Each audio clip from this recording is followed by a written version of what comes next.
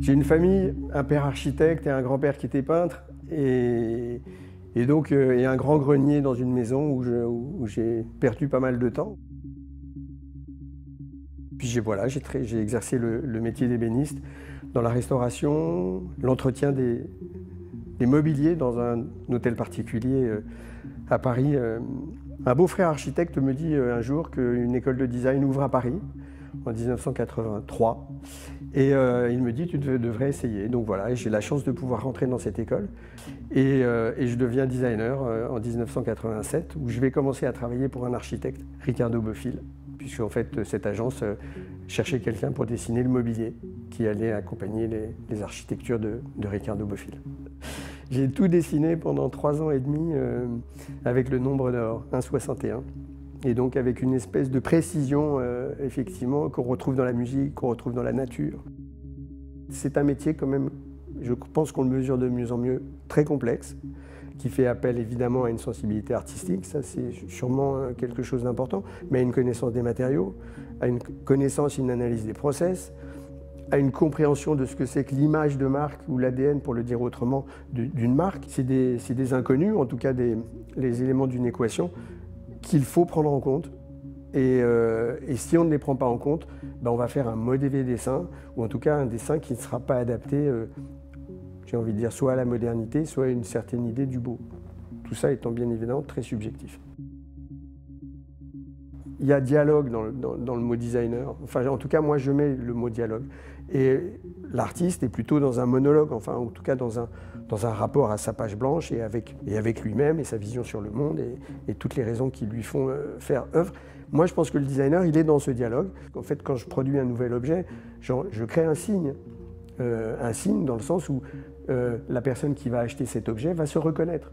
Elle va reconnaître de manière comme ça, intuitive, peut-être même presque inconsciente, quelque chose qui va lui parler. C'est pour ça que nous avons choisi d'appeler l'exposition pareidolie. Pareidolie, sous-entendu, c'est un nuage. Pareidolie, c'est le cerveau de quelqu'un qui regarde un nuage et qui se fabrique une image par rapport à ce qu'il a en tête.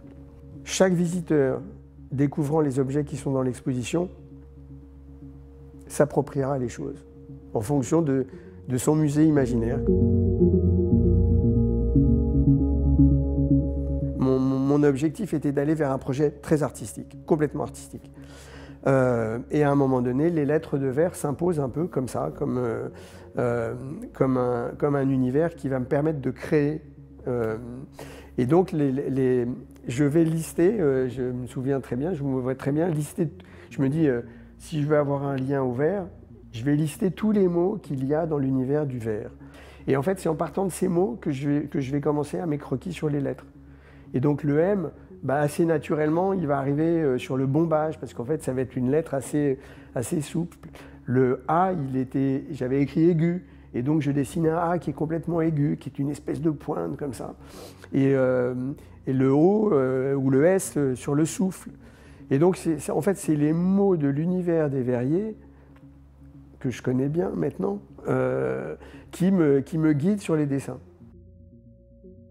Le verre a quelque chose de fascinant. Et moi, j'ai une admiration, mais sans limite, pour les verriers, avec qui j'ai beaucoup travaillé dans les 2 dernières années. Le verrier, il prend les décisions à la seconde près, avec un truc de 15 kg au bout des bras qui fait 800 degrés. C'est dément. Les verriers épousent le sujet, et je vais travailler avec eux comme l'assistant privilégié de leur métier.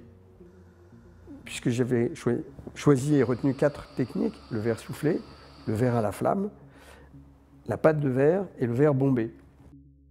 Cette année du verre, 2022, l'année du verre, l'année internationale du verre, j'espère que je vais écrire en verre et en lettres de verre, avec toute la charge émotionnelle mais en même temps intellectuelle qu'il peut y avoir dans un projet comme ça.